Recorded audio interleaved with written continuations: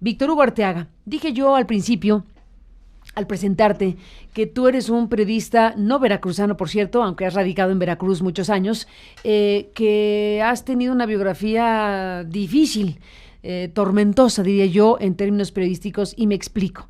Víctor Hugo Arteaga, junto con el equipo de Animal Político, este portal de noticias que ha publicado cosas muy relevantes sobre las empresas fantasma, este diseño para hacer uso de dinero público y de contrataciones y licitaciones en Veracruz de los últimos años. Bueno, tú iniciaste una investigación junto con el equipo de Animal Político y bueno, pues empezó a publicar una serie de cosas muy importantes. Incluso debo decir que esas investigaciones merecieron el premio alemán Walter Reuter, un premio del cual formó parte como jurado. Es un gran premio que reconoce año tras año la tarea periodística de los periodistas mexicanos. Y bueno, pues ustedes obtuvieron precisamente este reconocimiento de Walter Reuter precisamente por esta serie de investigaciones.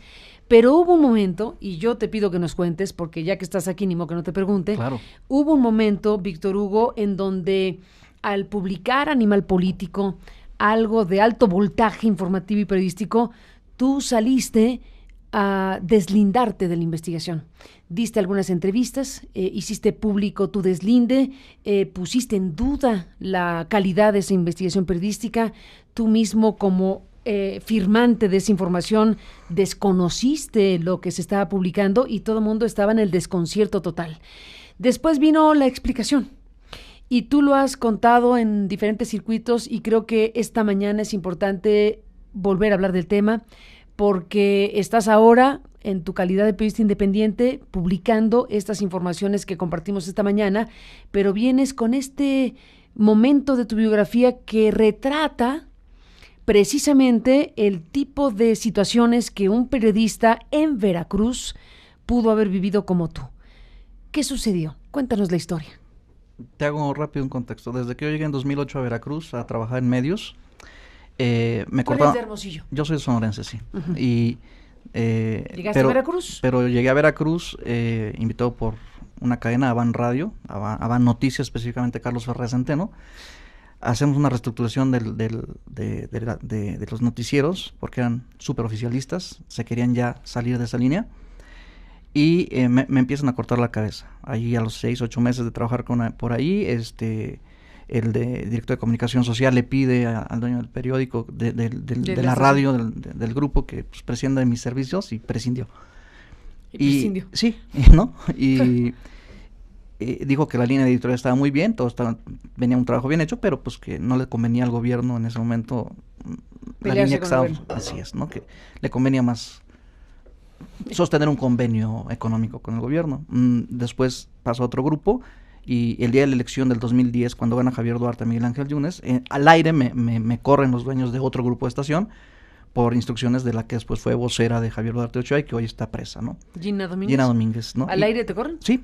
Sí, y me amenazan de muerte, ¿no? Porque estábamos entrevistando a Miguel Ángel Yunes Linares en ese momento. ¿Y qué pasó? La ley no te prohibía entrevistar a los candidatos. Ya habíamos entrevistado a Dante. Estábamos entrevistando a Yunes y en la línea estaba en espera ya Javier Duarte Ochoa. O sea, la ley no te prohibía entrevistar. Lo que la ley te prohíbe es hacer proselitismo, en todo caso. Pero no nos prohibía entrevistarlos después de emitir su voto, que es lo que hicimos en vivo. Pero me corren por esa entrevista. Pero no me corrieron por la de Dante, me corrieron por esa, pero tampoco me corrieron porque Javier Duarte estaba en la línea de espera, ¿no? ¿Entró al aire Duarte? No, ya no entró. Yo cambié el esquema en ese momento, yo tuve que salir. Tenías a Yunes y después querías a Duarte. Teníamos en la línea a Duarte y te colgó. Y colgó cuando vio que estábamos entrevistando a Yunes y que mi conductora, yo era director editorial de ese grupo, y que mi conductora estaba facilitándole a Miguel Ángel en ese momento que se explayara y dijera todo lo que tenía que decir, no le pareció al dueño de la estación, ¿no? Curiosamente, esa conductora después estuvo presa por atropellar a una persona ahí en Veracruz, en Boca del Río, y hoy es diputada federal parte fundamental del gobierno de Miguel Ángel Yunes, Marijose Gamboa. Marijose Gamboa, ¿no? Que hablamos con ella hace poco, por cierto. Sí, bueno, una historia tremenda de Marijose. La verdad es que no se le desea a nadie, ¿no? Sí, terrible. Pero a la cárcel, bueno, por un incidente. Le cobraron la factura de esa entrevista. Exacto, ¿no? por un incidente vial donde perdió la vida alguien, un claro accidente donde no había una acción dolosa. La metieron a la cárcel y la trataron fatal. Y estuvo ahí pues como venganza finalmente por haber hecho lo que hizo en términos periodísticos. Y ahora Miguel Ángel la reconoce porque siempre ha sido parte de su equipo de alguna manera, ¿no? Después la llevaron a trabajar al Instituto de la Mujer con el hijo de Miguel Ángel Yunes Márquez, ¿no? El abogado que saca de la cárcel a Marijose, pues es hoy el fiscal general del Estado, Jorge Winkler, ¿no? Mira. Entonces, están ligados todo, ¿no? A mí me corren y ya es la tercera vez. Yo sigo en Veracruz. Yo estaba casado, tenía hijos pequeñitos, recién nacidos, y sigo en Veracruz porque me gustaba Veracruz, me gustaba Jalapa, tenía un negocio. Un lugarzazo. Sí, para vivir. Es una calidad de vida impresionante. Y yo me mantengo con mis cosas, los medios me empiezan a pedir trabajos a nivel nacional, empiezo a hacerlos, y en 2013 viene una fuente y me dice, mira, ¿no te gustaría investigar esto? Porque hay en diciembre de 2013 pagos urgentes a proveedores por 938 millones de pesos, lo tengo muy claro. Yo, bueno, pues son pagos urgentes a proveedores, ¿no? O sea, acaba de pasar en el 2012 una serie de huracanes, en 2010 y todo, y pues le tienen que pagar a sus proveedores, dije yo, pero empezamos a buscar, mi asistente Arturo Andrade y yo, durante todo un año y medio. Empezamos a buscar y a darnos cuenta que no andaban bien las cosas. Año y medio de investigación. Año y medio de investigación. Entonces, después de año y medio de investigar, nos damos cuenta que efectivamente había empresas solo en el papel. Fantasma. Sí, que no existían, y hicimos nuestra búsqueda durante ese año y medio, y no encontrábamos las oficinas, encontrábamos casas de cartón y cosas por el estilo. Y en 2014, finales de 2014, es cuando yo digo, en Veracruz nadie me va a publicar, ¿no?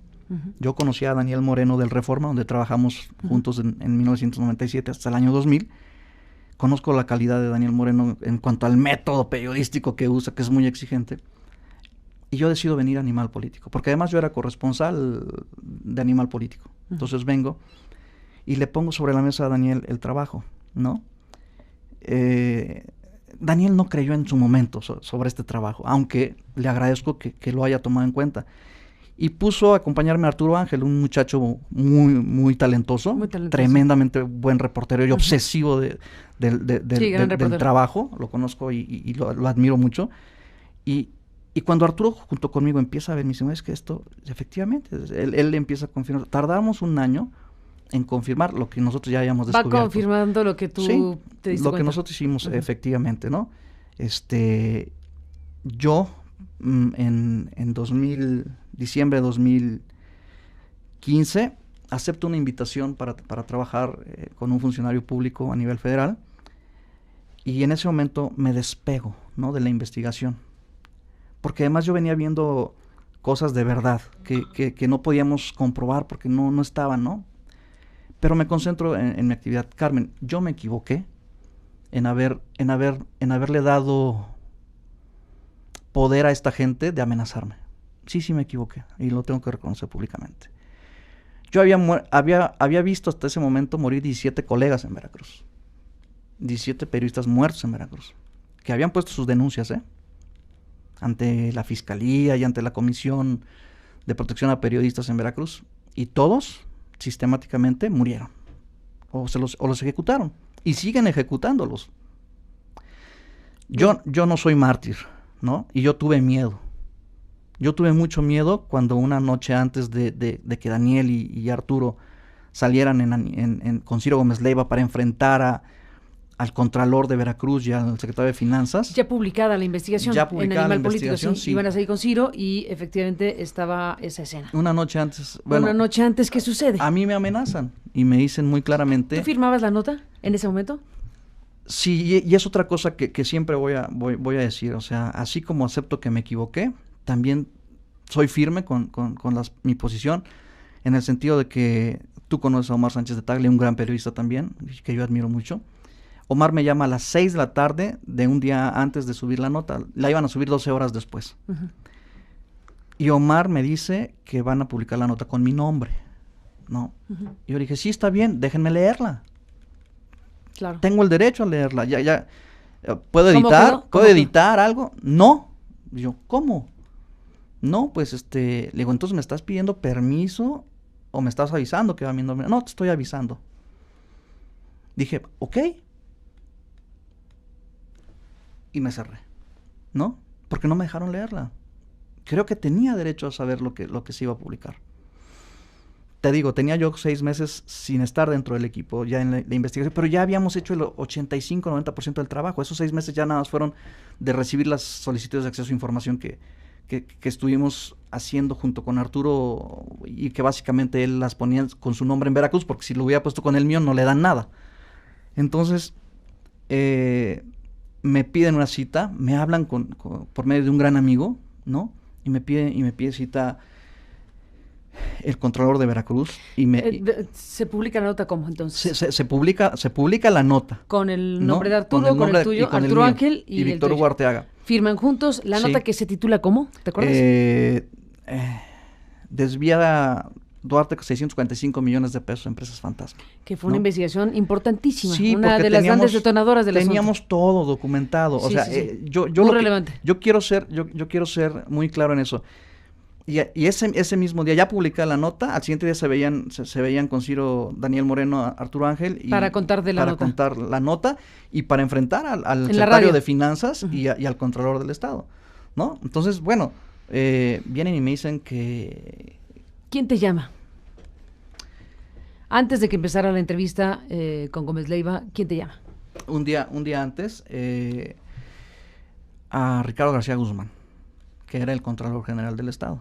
Entonces, Ricardo García Guzmán. Que en ese momento era el Contralor de Javier Duarte y que ahora trabaja para Miguel Ángel Yunes y opera, y su hijo es alcalde de Pánuco. ¿Y qué te dice? Pues platica conmigo, trae un amigo mutuo, ¿no? Para que yo me sintiera cómodo.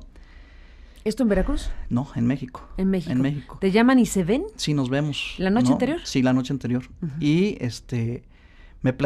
muy cordial en algunos momentos. O sea, la amenaza siempre fue muy cordial. No con gritos ni sombrerazos, ¿no? Y te platican de cómo estamos equivocados y te quieren vender la idea, ¿no? De cómo está la cosa. Y yo les digo... ¿De que estos 645 millones empresas fantasma no son tales? Así es, ¿no? Y que todo está bien hecho, que los contratos fueron bien hechos, etcétera. Y yo les digo, pues la metodología pudo haber hecho de manera perfecta de parte de ustedes, pero no existen esas empresas. Punto. ¿No? No, sí existen, que mira, que esto y lo otro. No. Bueno, mira, el señor es muy rencoroso, ¿no? Duarte. Sí. ¿No? Y él no olvida estas cosas. Entonces necesitamos que nos ayudes, ¿no? Tienes hijos pequeños, ¿no? Y ahí es donde yo me quiebro, ¿no? Y me equivoco porque, Carmen, yo había visto morir a 17 colegas hasta ese momento, ¿no? Y yo me equivoco, lo debo aceptar, en cómo manejé la situación. Yo quería y quiero a mis hijos sobremanera. Antes que periodista soy papá y ser humano. Y yo tuve mucho miedo, mucho miedo. Nunca me habían amenazado. Y yo sé quién me amenazó y sé los alcances de todos ellos, ¿no? Conozco, no es que me imagino, no es que me han contado, en uno de esos cortes que me dan, ¿no? A mí en medios, y que yo tengo que seguir trabajando y comiendo.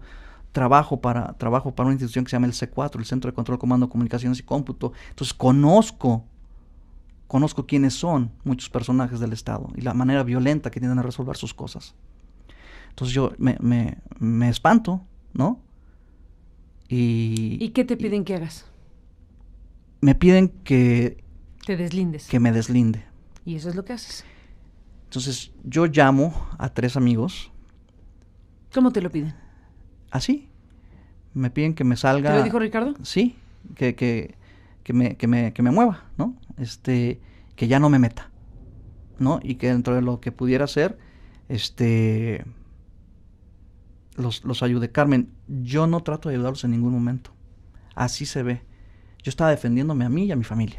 Sí, pero lo que se ve es que es el periodista que lleva la firma de la investigación de los 645 millones de las empresas fantasma, sale públicamente y dice, esa investigación no es seria y A ver, cuéntanos eso. Yo jamás, y ojalá pudieran recuperar todos los audios, porque siempre fui muy cuidadoso. A ver, ¿qué fue lo que dijiste? Porque ya después... Jamás no fui contra Daniel, no fui contra Animal, y solamente me concentré, para defenderme yo y a mis hijos, me concentré en decir lo que a mí, y que sí es verdad, porque yo siempre lo comenté, es que en ese momento no habíamos pedido información a PGR, no habíamos pedido información al SAT, no habíamos pedido información a muchas fuentes, que yo creía que todavía teníamos que hacerlo antes de sacar esa investigación.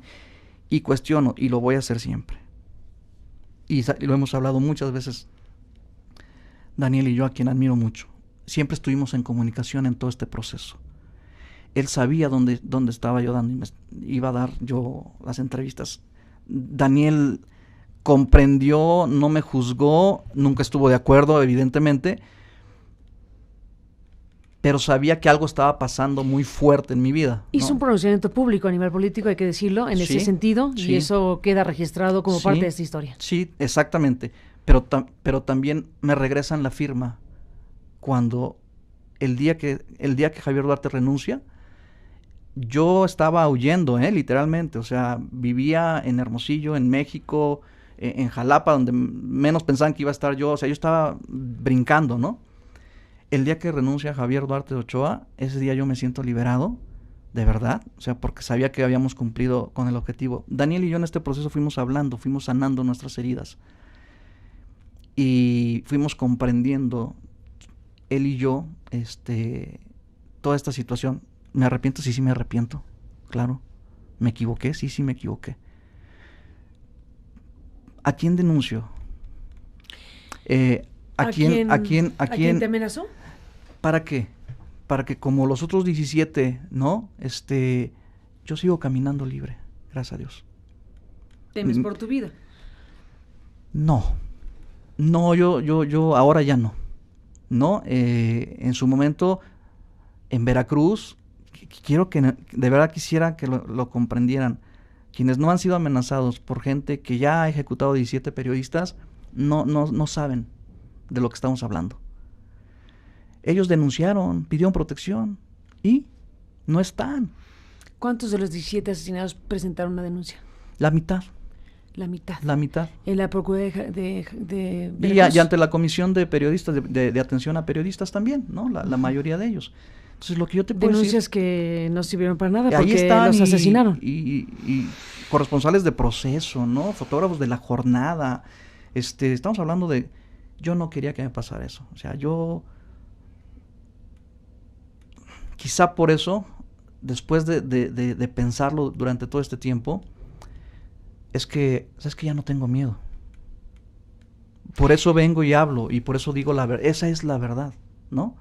Y después hay que decirlo, Víctor Hugo Arteaga, después de esta reacción tuya frente a lo que tú identificas como una amenaza contra ti, contra tu familia y tus hijos, donde sales a decir, bueno, me deslindo, pongo distancia de la investigación publicada, que en ese momento, evidentemente, esa investigación periodística publicada en Animal Político tuvo y tiene una gran relevancia pública.